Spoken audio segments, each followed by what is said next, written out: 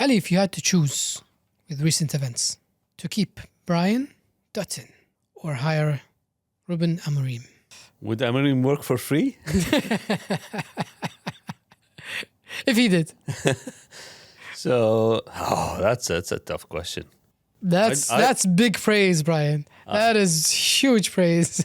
Yeah, I would say I would go with Amorim. I think Brian would go with Amorim too. Yeah. Like, you know what? I think with this guy, I think I'll be his assistant. I'm fine with that. A couple more years with this.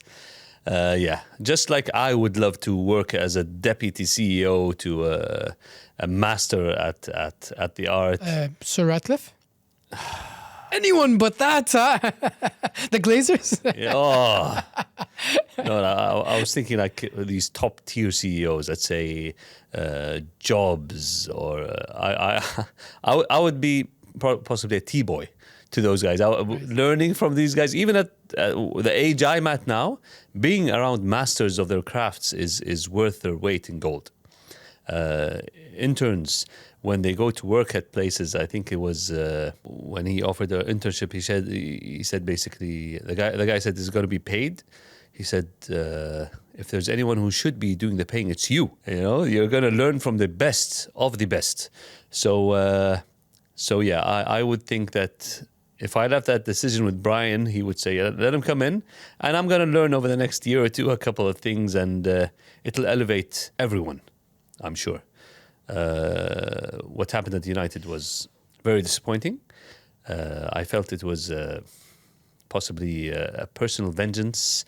It was not results driven, but because of the way he lashed out, Amorim led to this sacking,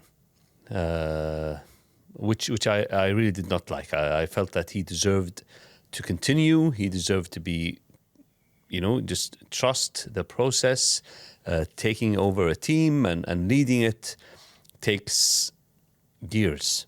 It's not a one-year job, as has been the proof of since United was handed over to Moyes, and then the rest, Van Gaal, Mourinho, Solskjaer, the whole gang. It was just a year and a half, 2 years of mediocrity. So building a football club takes time. And this actually relates to what we are trying to build at Salisbury. It's not a one-day job. It's not a one-year job. There's going to be pain. There's going to be tough waters ahead. But we are building for the future. I've said this on the fan forum, that we were not aiming for promotion. We wanted to be safe. This year, we're going to continue to build on safety.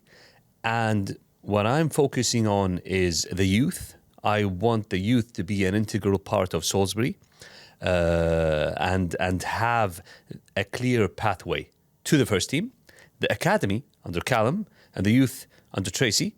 And finally, the first team with Brian and Callum. It will continue to use it as a pathway for players to come up and play for the first team. Hopefully, then go on to bigger clubs and continue on that path. And also sustainability, Barak, what you're helping me with. So with these two goals, what did you have in mind? With what you saw on your last trip? I'm sure everyone saw Barak in the last trip, right? He looked maybe a bit like we do now. He stood out, I would think. Yes. You know what I loved? I loved when the players were coming out, and you held your camera right there, and they were like, some of the players, they get a double look, especially from Dutton. I didn't notice. It was too intimidating. the refs and the players walking out is such an intimidating experience sight. To see. Is it? I was so intimidated that I couldn't keep the camera on them. I decided mid-shot to look at how big the crowd is. But actually, I was just scared. I didn't want to face them. Look at that pigeon. I didn't realize at the time. But in retrospect, I realized I moved because I was too intimidated by them coming out. And Dave shouting from my blind spot, Barak, what? Yeah. Move, get out. Yeah. I had no idea. And so, I decided to just look away. What did he want? I think I spoke to him later. He said sometimes the refs want you to get out of their way. But the refs they're pretty nice. No one's going to say anything when you have when you're dressed like this. When you're dressed like that, no one's going to speak. It's too much attention. Yeah. Leave it alone. Just pretend he's not there, you know. Yeah. So I do have a lot of thoughts on both of these points. I'll start with the youth, and I think that it's they're both very important. I don't want to say it's more important than sustainability. Sustainability is king. If you can't sustain the club, then what does the youth matter? But let's start with youth because that's closer to our hearts. There's no success without youth, not in football, right? Yes. In everything, it is in our nature to get older and die.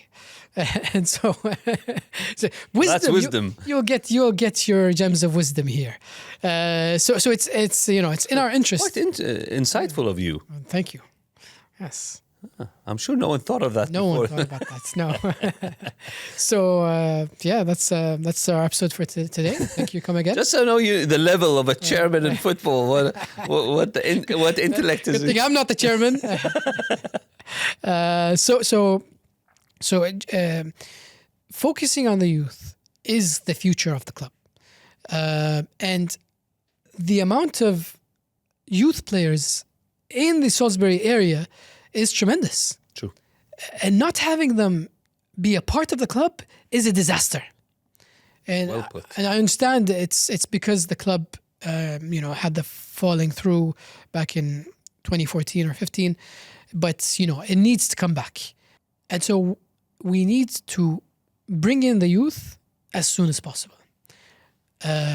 Having them have a track towards the club, getting a chance. We were talking about this last night with the news about Amorim, and then that now that Fletcher. Yeah, Darren Fletcher.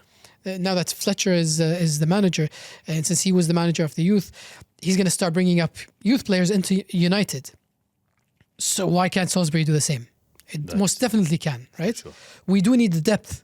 We most definitely need the depth. And having an academy, or at least a youth squad underneath our first team would be instrumental in. And it has to be of decent quality, right? Because the development squad that many of the teams have that are built on the youth are nowhere near the quality needed to be on the bench of a first team. So we will have a proper line to the first team. That is why Callum is leading the academy, and it's we want to make sure we have a quality input of players that are good enough for the development squad and eventually for the first team. That's the whole idea. And that also pours into sustainability, right? Right, exactly. I was just going to say, it transitions beautifully into sustainability. Sustainability is not just about money. Although this is also a big part of the money part, but still having a flow of players come through and not having to, we're doing recruitment right now, and it's such a difficult thing. It's basically sales where you knock 10 doors, right, trying to sell your product, and you get one sale out of the 10 houses that you visit. And this is normal in sales. 10% of your leads convert. It's the same with recruitment. It might not be the same numbers, but you recruit, and then you get one person who's interested. One person is looking at, and so it's a big job having in-house, players coming through the academy would do wonders for the club. And so, yes, both of these points are super important to me. Perfect. No, so that's what you saw in the trip, and it was critical that you see it, because Barak now is going to be the COO and also acting the CFO of the group, which is Salisbury Football Club and the Kuwaiti Football Club that we will have, God willing, next season participate in the Kuwaiti leagues. So it'll be a nice synergy between the two clubs. We are working on that. We'll give more details later on about some of the details that we can't share now until things are public and have been approved. Question just popped into my mind now that you're breaking the news that we have another club in Kuwait. Does that take your focus away from Salisbury? Not at all. It will not affect it in one bit. I feel it's actually a very positive synergy where it will help both teams. The Kuwaiti club can have like an outlet of talent that no one is able to tap into except people in the know. So we'll have a team here that can test local talent and eventually, possibly if they're good enough, send them over to Salisbury and have that as a hub of talent from the locals and also from people we get over from our club here. With that, it can also act as a hub for other regions in Africa, in the Middle East, in Europe, in Asia, where they would like to play. But honestly, getting a trial in an English club is next to impossible. But this can be a hub where we can get them here, have continuous trials, and whoever really shines would be able to go and play for the main part of this. It is not the Kuwaiti club. The main part of it, Baraka, as you know, is Salisbury. That is where we aim to make this a success. It is the heart of our company. It is the most important project. Everything else is supporting Salisbury. Honestly, it's a positive. They'll both benefit. It'll be fun and it'll be great. And I think we are going in a new avenue, not tested before. So I think it'll work and it'll work pretty well. But Why else are we doing it? But it takes time. Yes. It takes time. Right. It's not going to be a 1 or 2 year project. The benefits will take a couple of years, 2, 3, 4, 5 years to see the actual fruits of it, getting the process down, understanding how to get them there, sending the players over to preseason here in Kuwait, having some collaboration, maybe loaning some players to get some playing time here or vice versa. It's a process. Right. I think joining the team, the one thing that impressed me the most Go on, Barak. is definitely not you, boss. is definitely HR, write his name down. I was just about to say. Listen, HR, write his name down. So actually, the thing that impressed me the most was the team. Everyone on the team is impressive at a scale I've not seen before. Whether I'm talking about the team in Salisbury or the team that we just hired in Kuwait. Volunteers. Thank you very much for all the work that you do. But I've met most employees I've worked with or managed or even hired don't come close to the level that we have in volunteers. Yes. But also the core team in Salisbury. And I'm talking about Toby, Tracy, Dave, and anyone else helping, as well as volunteers. Colin, Jim, Pete, everyone. The everyone, John. We can go on and on. Alan Green. How can we forget? Yes. Everyone at the club is doing such a good job. At a level that I didn't expect. Honestly, I thought would be mediocre at best. Turns out we have a an A team at the club, and so thank you to everyone and the supporters as well. Because you've been hearing me say that, but I never thought that it would be like that, right? I did. Yeah, I did hear. I did. You did say how good the team is, but to be fair, you are a positive person, so I take that with a grain of salt. You always say I'm great. Right, so yeah, but I'm blatantly lying there, right. And when we have any food, you always say, "Oh, this dish is great." Yeah, I'm easily impressed, aren't I? You're easily impressed, which is a great trait for a leader. Great leader. But honestly, I didn't expect it at this level, and I'm very happy for that. But then I can be ruthless, can't I? Yeah, the switch can be turned on very easily. Yeah, let's just say that. Yes. And I've heard stories that people have seen this at Salisbury already. So, and at the factory and all that. I mean, who's listening here? They've seen it, so it's not. I'm sure it's not a surprise. However, the job ahead of us is gigantic. And I don't think we're able to do it without this great team that we have assembled. or that was assembled probably before. I'm not sure, but before I joined at least. And so I'm very happy with that. Very good. Yeah, there are great times ahead. Great times ahead, and I love every second of it. I'm enjoying it so much, and I noticed that you got the bug too. Yes. I'm not a very big football person. Now I'm a very big football person. Now I'm just very big. I'm very big. That's that too. But I didn't think I would enjoy the football part of it. I thought, the operations part is, it's my bread and butter. It's what I love, and I truly love it. It's different. It's fun. It's engaging. It's difficult. There's a lot of challenges, but I started loving the football part of it as well. Even the recruitment has been a lot of fun. Joining you on those recruitment meetings and trips. Toby said this. He said this. There's something about this club. It's like a bug. You just get it, and it never goes away. You just get the love of it, and that's it. It just sticks with you. Wow. And Dexter, we forgot to mention Dexter. He does wonderful work on the socials, on the game day, and the graphics. Toby said this in front of him, and he said, "Yeah, there's something about this club.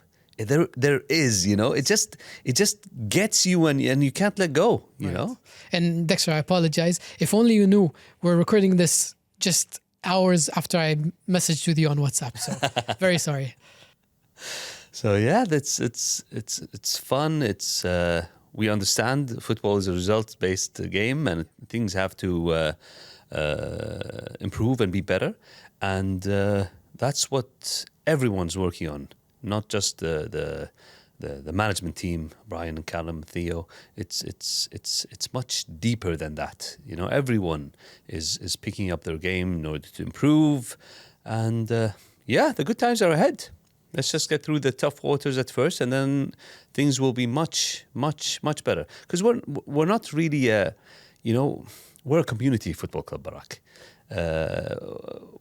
Our goals are not simply to get win after win after win and get promotion after promotion after promotion. Sorry. The reality is we care more about the city and the areas around them. That's why we care about the youth and the youths around Salisbury too, reaching out to them.